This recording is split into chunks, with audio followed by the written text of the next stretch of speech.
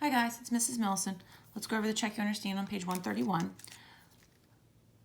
Okay. High levels of cholesterol in the blood increase the risk of heart disease. For 14-year-old boys, the distribution of blood cholesterol is approximately normal. Yay.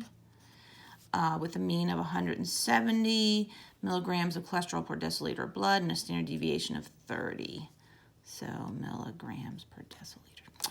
What cholesterol level would place a 14-year-old boy at the 10th percentile of the distribution? Okay, anytime we're dealing with anything normal, that's not number one. I'm drawing a curve. Okay, and I'm going to put my mean in here. Okay, 10th percentile. So what does percentile mean? It is the percent of data that is less than or equal to the observation that we're concerned with. So 10 percentile, where should I mark so that 10% is less? Can't go over here because this, if I go less, it's going to be more than 50% because this is 50%.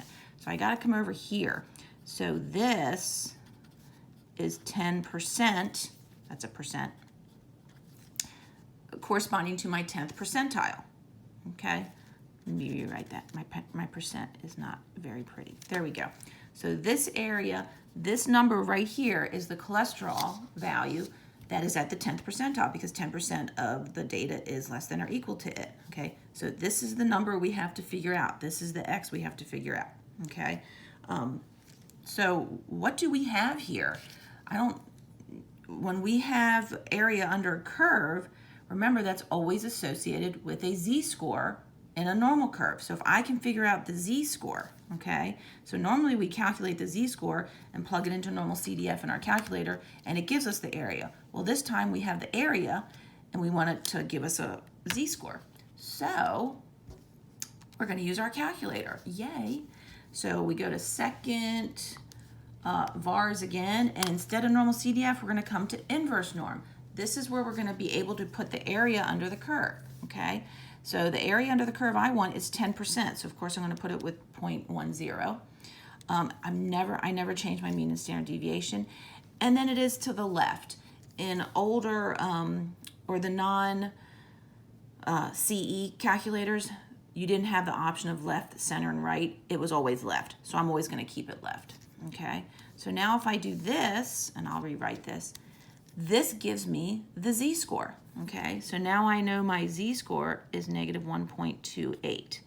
And 2 decimals is fine. If you want to go more, that's even better. But 2 decimals at a minimum for your z-scores, please.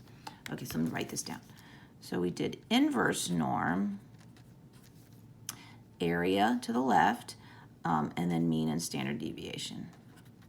That's really it. So this gives us a z-score of negative 1.28. Okay, thank goodness for calculators. All right, so now we have a z-score, and we have a mean, and we have our standard deviation. So we're going to take our z-score formula, and we're going to fill in everything we know to solve for x. So we know our z-score is negative 1.28. We don't know our x value. We know our mean, and we know our standard deviation. Okay? Do a little bit of algebra, and we get x equals 131.6 milligrams per deciliter of blood, okay? And here, even though a decimal doesn't seem to make sense, show the decimal. If you calculate a decimal, show a decimal, okay? Okay, that's it. I hope that was helpful, and I will see you next time.